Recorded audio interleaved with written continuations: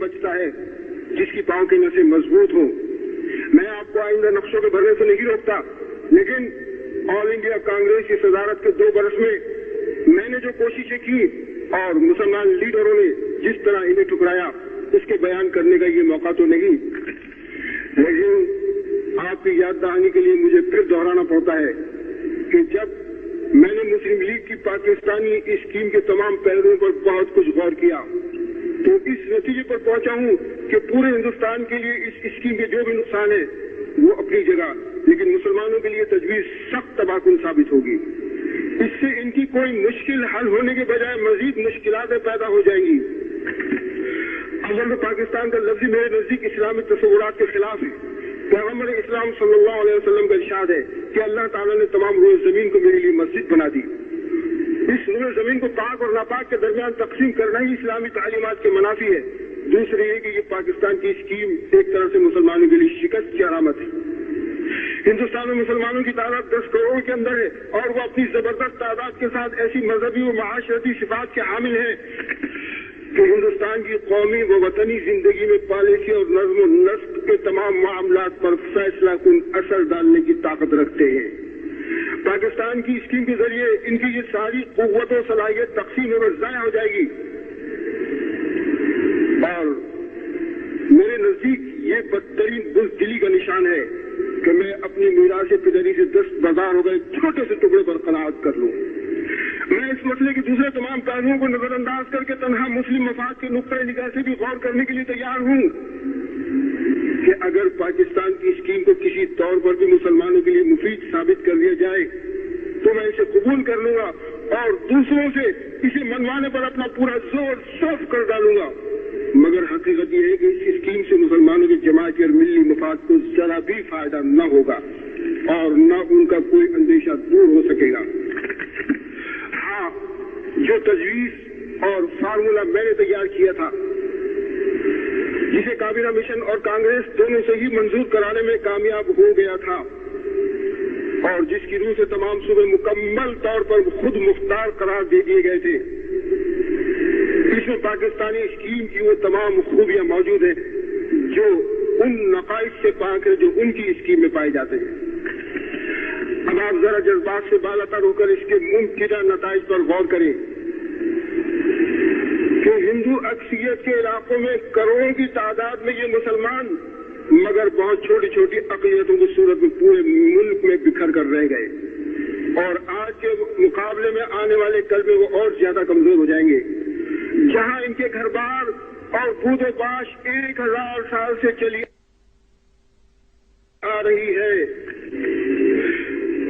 और जहां उन्होंने इस्लामी तहजीब व तमद्दुन के मशहूर और बड़े बड़े मराकज़ तामीर किए, हिंदू अक्सरियत के इलाकों में बसने वाले ये मुसलमान एक दिन अचानक सुबह खुलते अपने आप को अपने घर और वतन में परदेसी और अजनबी पाए गए, सनती तालीमी और माशी लिहाज से पसमानदा हो गए और एक ऐसी हुकूमत के रहम करम पर हो गए जो खालिस हिंदू राज बन गई।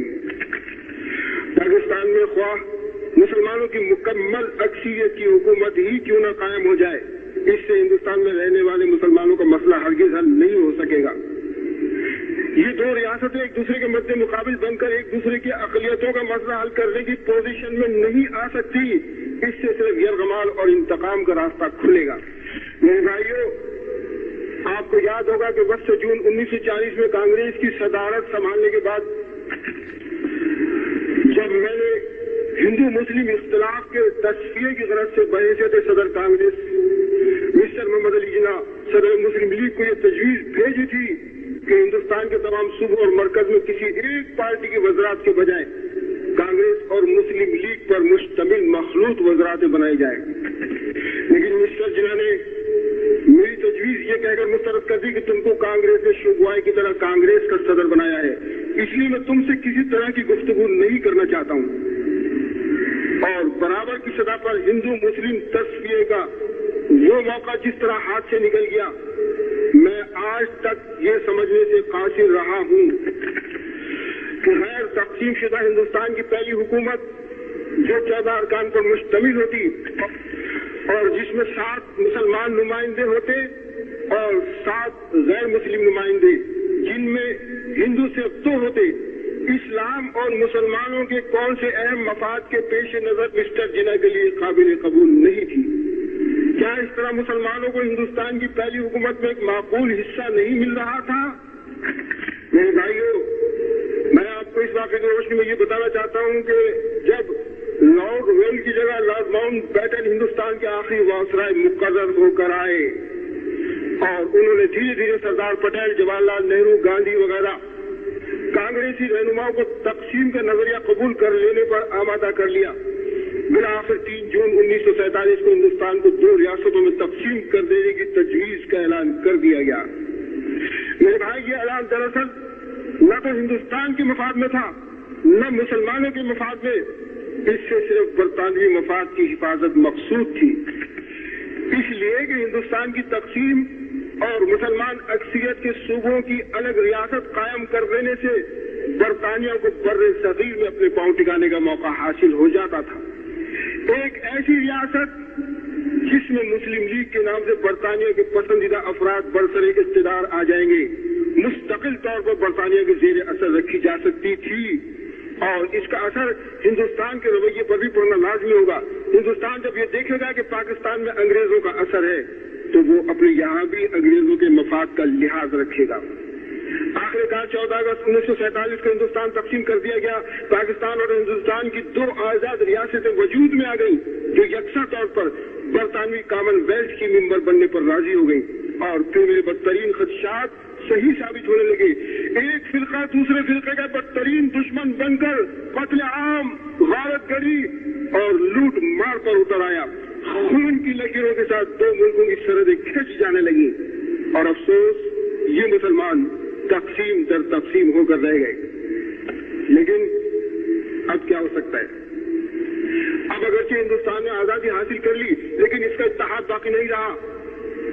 पाकिस्तान के नाम से जो नई रियासत वजूद में आई है जिसमें बरतानिया के पसंदीदा अफराद का बरसरे इक़्तिदार तबका वो है जो बरतानवी हुकूमत का परवरदा रहा है। इसके तर्ज अमल में खिदमत खल्क और कुर्बानी का कभी कोई शायबा नहीं रहा है और सिर्फ अपने जाती मुफाद के लिए ये लोग पब्लिक के कामों में शरीक होते रहे हैं। और पाकिस्तान के कयाम का सिर्फ एक ही नतीजा निकला है कि बर्रे सगीर में मुसलमानों की पोजीशन कमजोर होकर रह गई है और ये हिंदुस्तान में रह जाने वाले मुसलमान तो कमजोर हो ही गए हैं। ये हिंदुस्तान में रह जाने वाले करोड़ों मुसलमान जो अब तक हिंदुओं के जुल्म और इंतकाम का शिकार रहेंगे, पाकिस्तान के बसने वाले मुसलमान इनकी कोई भी मदद न कर सकेंगे। और इसी तरह से पाकिस्तान में बसने वाले मुसलमान जिस माशरती, इक़्तिसादी कमजोरी और सियासी पसमानदगी का शिकार रहेंगे, ये हिंदुस्तान में बसने वाले मुसलमान उनकी कोई मदद न कर सकेंगे। क्या ये बात गौर करने की नहीं कि जब तकसीम की बुनियादी हिंदू और मुसलमानों के दरमियान अदावत पर रखी गई थी तो पाकिस्तान के कयाम से ये मुनाफरत एक आईनी शक्ल इख्तियार कर गई है और इसका हल अब और ज्यादा मुश्किल हो गया है।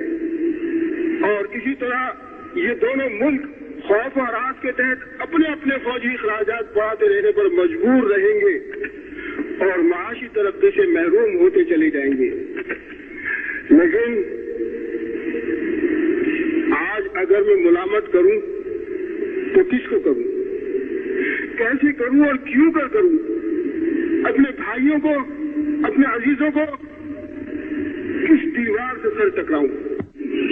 आप जानते हैं कि मुझे कौन सी चीज यहाँ ले आएगी। मेरे लिए ये शाहजहां की मस्जिद, इस यादगार मस्जिद में ये पहला इज्तिमा नहीं है। मैंने इस जमाने में जिस पर जैनुलहर के बहुत सी गर्दिशें बीत चुकी तो मैं यहीं से खिताब किया था। जब तुम्हारे जिस्मों पर इज़्मिलाल की बजाय इत्मीनान था और तुम्हारे दिलों में शक के बजाय एतमाद था, और आज तुम्हारे चेहरे पर इज़्तिराब और दिलों की वीरानी देखता हूँ तो मुझे बेइख्तियार पिछले चंद बरसों की भूली बिसरी कहानियां याद आ जाती हैं। तुम्हें याद है मैंने तुम्हें पुकारा, तुमने मेरी ज़बान काट डाली। मैंने कलम उठाया, तुमने मेरे हाथ कलम कर दिए। मैंने चलना चाहा तो तुमने मेरे पांव काट दिए। मैंने करवट लेनी चाही और तुमने मेरी कमर तोड़ दी। हत्ता कि पिछले 7 बरस की तरफनुमा सियासत जो تمہیں اجداد سے جدائی دے گئی ہے، اس کے عہد شباب میں ہی میں نے تمہیں خطرے کی شاہراہ پر جھنڈے اڑا